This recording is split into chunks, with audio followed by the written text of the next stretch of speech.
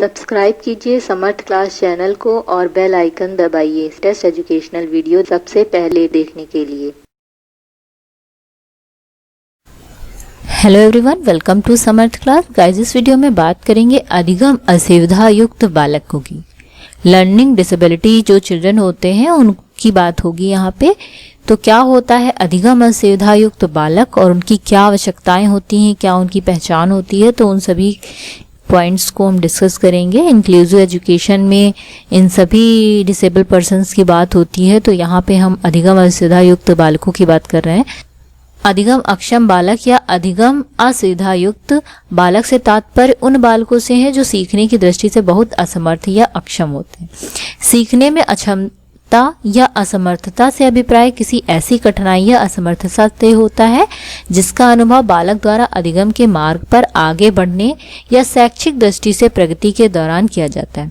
मतलब जब सीखने के टाइम पे अगर आप देखेंगे तो ऐसे जो बच्चे होते हैं उनको सीखने में बहुत प्रॉब्लम होती है, वो बहुत स्लो सीखते हैं, उनको सीखने में थोड़ा टाइम ज़्यादा लगता है या फिर उनको एक स्पेशल ट्रेनिंग की भी ज़रूरत होती है। अधिगम असमर्थी बालक एक अथवा एक से अधिक मनोवैज्ञानिक क्रियाओं में दोष दर्शाते हैं या दोष भाषा में लिखने, बोलने अथवा समझने से संबंधित होते हैं।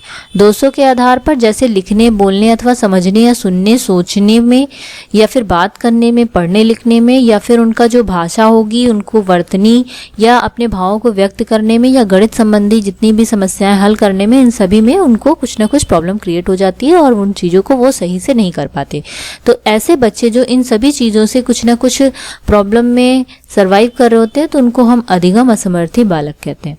अधिगम असमर्थी बालकों की अगर परिभाषाओं की बात करें तो देखेंगे आप S.A. किर्क के अनुसार बोला गया है कि अधिगम अक्षमता या अपंगता जैसी शब्दावली का प्रयोग उन बालकों के लिए नहीं होता जिन्हें सीखने संबंधी अस्थायी या मामूली सी कठिनाइयों का सामना करना पड़ता है।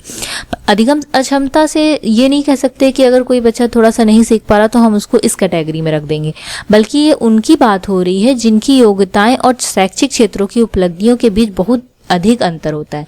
कोई बच्चा अगर किसी चीज को आधे घंटे में सीख रहा है और कोई बच्चा उसको पूरे दिन में नहीं सीख पा रहा है, तो अगर जो पूरे दिन में नहीं सीख पा रहा है इसका मतलब वो अधिगम अक्षमता वाली कैटेगरी में आता है।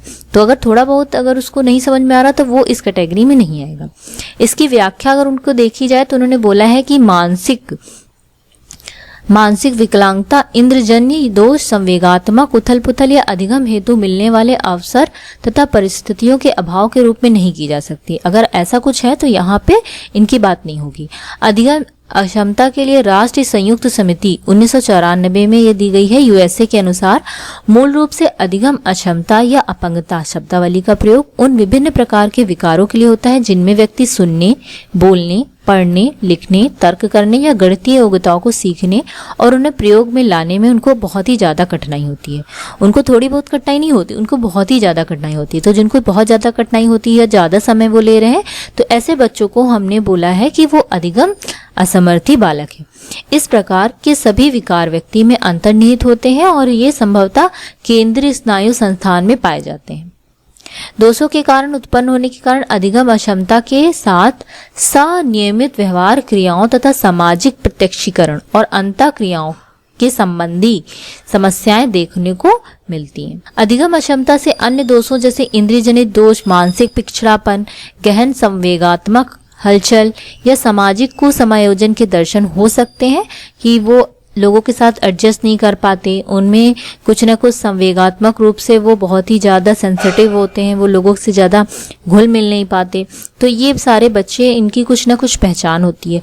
कुछ और भी बाहरी कारक होते हैं जो परिस्थितियाँ भी हो सकती हैं। संस्कृति पिछड़ी अगर है तो भी उनमें ये प्रॉब्लम होती है। अधिगम के अवसरों को अगर उनको अभाव है, उनको नहीं अवसर दिए जा रहे हैं तो भी वो अधिगम यानी सीखने में वो पिछड़ जाते हैं। अधिगम अक्षमता की इनकी नहीं माना जा सकता। इन्होंने कहा है कि अधिगम अक्षमता वो नहीं है जिसमें थोड़ा बहुत सीखने में प्रॉब्लम है, बल्कि अधिगम अक्षमता उनसे रिलेटेड है जो कि उनमें डिफरेंस, नॉर्मल बच्चों से डिफरेंस बहुत ज़्यादा होता है सीखने में। तो वो सारे के सारे अधिगम अक्षमता वाले बालकों की कैटेगरी में आते हैं। अगर इसकी हम प्रकृति की बात करें, nature of the learning disability, तो यहाँ पे हम देखेंगे अधिगम अक्षमता एक आंतरिक होती है, ये इंटरनल है या स्थायी स्वरूप का होता है, अर्थात यह व्यक्ति विशेष में आजीवन विद्यमान रहता है। मतलब जो भी कुछ है तो वो लाइफ टाइम ही ये हर चीज़ सीखने में उनको टाइम ज़्यादा लगता है।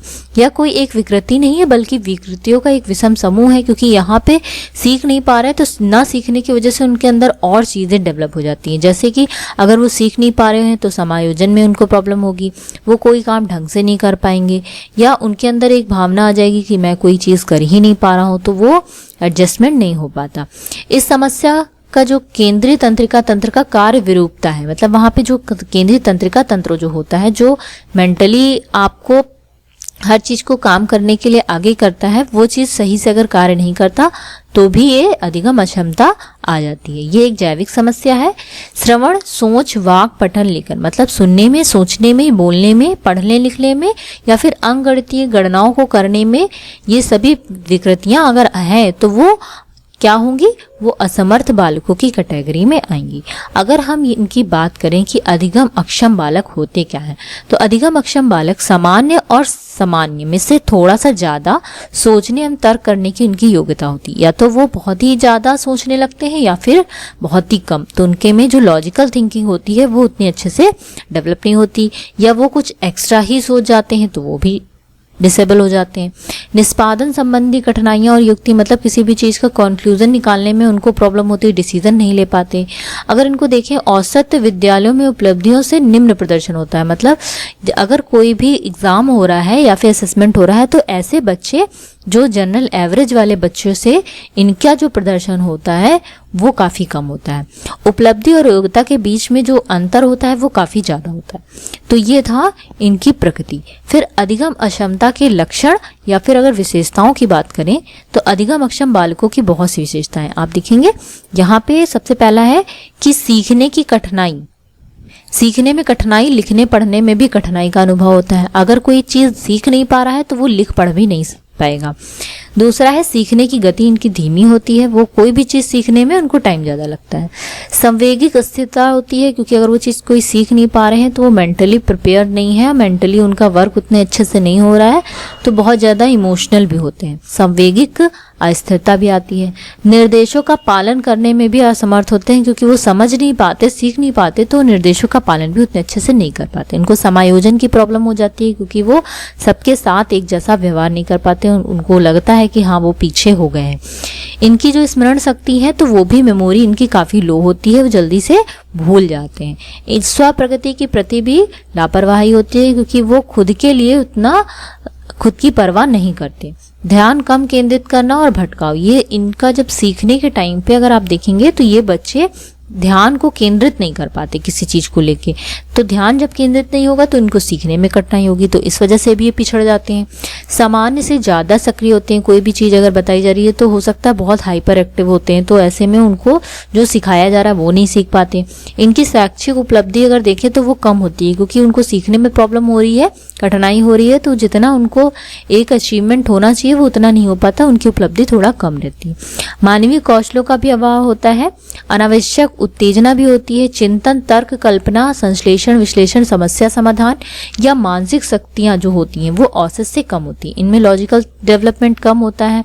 ये एनालिटिकल या सिंथेसिस प्रॉब्लम को अच्छे से क्रिएट नहीं कर पाते। अगर प्रॉब्लम सॉल्विंग की बात होगी तो वो भी नहीं कर पाते हैं, क्योंकि इनका जो मानसिक लेवल होता है, मेंटल लेवल, वो काफी औसत से एवरेज से कम होता है। सुनने और बोलने में भी इनको कठिनाइयां महसूस होती हैं। तो ये कुछ पॉइंट्स है जो कि अधिगम अक्षम बालकों की पहचान अगर आप करना चाहें तो इनके थ्रू आप कर सकते हैं कि ऐसे बालकों में अप्रॉक्स इस टाइप की कुछ ना कुछ बातें आपको यहाँ से होंगी। अधिगम अक्षम या अधिगम असुविधा युक्त बालकों का अगर वर्गीकरण करें तो ये भी काफी ज्यादा इनको डिवाइड कर रखा हुआ है। सबसे पहला है पढ़ने संबंधी विकार। अगर पढ़ने संबंधी विकार है तो डिस्लेक्सिया इसको कहते हैं, जो कि मोस्ट इंपॉर्टेंट है। टेट सीटेट में बहुत मोस्ट इंपॉर्टेंट क्वेश्चन पूछा जाता है कि पढ़ने संबंधी अगर विकार है तो ऐसी बीमारी को हम क्या कहते हैं। तो इसका पहला जो आंसर है वो है डिस्लेक्सिया। इसके जितने भी देखेंगे आप वर्गीकरण में जो बीमारियां हैं वो सब एक जैसी मिलती जुलती हैं, तो आपको ये चीजें बहुत ध्यान से पढ़नी होंगी। पढ़ने संबंधी विकार से जो भी विकार है उसको हम डिस्लेक्सिया कहते हैं। अगर लेखन संबंधी, लिखने में अगर प्रॉब्लम है तो इस बीमारी को हम डिस्ग्राफिया कहते हैं। गणितीय कौशल संबंधी अगर विकार है तो डिस्कैलकुलिया कहते हैं। बोलने संबंधी विकार है तो डिस्फेशिया। लेखन और चित्रांकन, मतलब किसी चीज को लिखने में या फिर चित्र बनाने में अगर प्रॉब्लम है तो डिस्प्रैक्सिया। वर्तनी संबंधी विकार को डिसऑर्थोग्राफिया, अगर सुनने में प्रॉब्लम हो रही है तो ऑडिटरी प्रोसेसिंग डिसऑर्डर, अगर दृश्य प्रत्यक्षण क्षमता संबंधी भी विकार है, मतलब अगर उनको सही से दिखाई नहीं दे रहा है तो भी वो सीख नहीं पाएंगे, तो ऐसी बीमारी को हम कहते हैं visual perception disorder. 9th point है इंद्रिय समन्वय क्षमता संबंधी विकार, तो इसको हम कहते हैं सेंसरी इंटीग्रेशन और द प्रोसेसिंग डिसऑर्डर। संगठनात्मक पठन संबंधी विकार जो होता है उसको कहते हैं ऑर्गेनाइजेशनल लर्निंग डिसऑर्डर, क्योंकि वो संगठन नहीं कर पाते। अगर उनको कुछ पैसे दे दिए जाए और उनको कैलकुलेशन करने के लिए बोल दिया जाए तो वो डिवाइड नहीं कर पाते हैं किस चीज को कितना हमें देना है। तो ये था ऑर्गेनाइजेशनल लर्निंग डिसऑर्डर। अगर आप डिस्लेक्सिया की बात करें, जो कि मोस्ट इंपॉर्टेंट है, मोस्ट इंपॉर्टेंट क्वेश्चन, जो कि हर क्वेश्चन में जितने भी टीचिंग एबिलिटी टेस्ट होते हैं उन सब में पूछा जाता है डिस्लेक्सिया के बारे में।